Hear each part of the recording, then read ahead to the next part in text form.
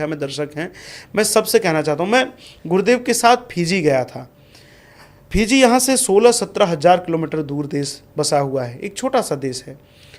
तो वहाँ पर क्या हुआ कि वहाँ जब मैं लोगों से मिला तो लोगों ने कहा कि अंग्रेज़ों ने हमारे पूर्वजों को मतलब बहला फुसला करके वो यहाँ पर लेकर आए, और जब हमारे पूर्वज यहाँ पर आने लगे तो उसमें किसी ने एक रामायण जी की पोथी अपने साथ रख ली थी, रामचरितमानस को, और वही बस हम लेकर यहाँ पर आए।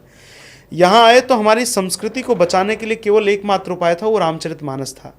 तो हम लोग सामूहिक रूप से हर मंगलवार बैठ करके, हर शनिवार बैठ करके, हर रविवार बैठ करके रामायण जी का पाठ करते थे, और आज वही कारण है कि हमारी संस्कृति बची रह गई, हम हिंदू रूप में बचे रह गए। हमारी भाषा आज भी वहाँ ऑफिशियल लैंग्वेज हिंदी है, अब सोचिए।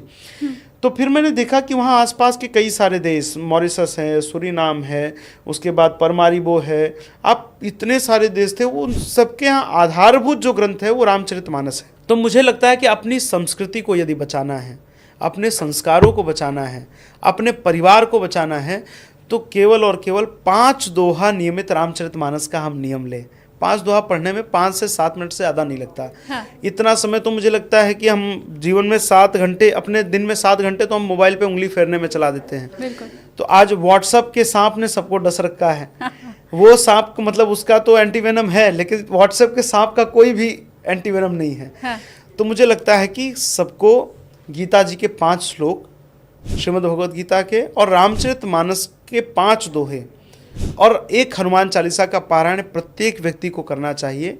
यदि हम इतना करते हैं तो हमें संपूर्ण भारतीय वैदिक वाङ्मय का, अपने समस्त आर्ष वाङ्मय के पाठ का फल मिलेगा, और हमारी संस्कृति, हमारी चेतना, हमारे संस्कार सब सुरक्षित रहेंगे।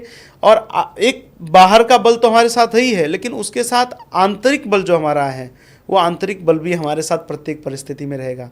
ये जो ग्रंथ हैं, ये हमारे अंदर का, भीतर का, हमारे आत्मा और बुद्धि का आहार हैं।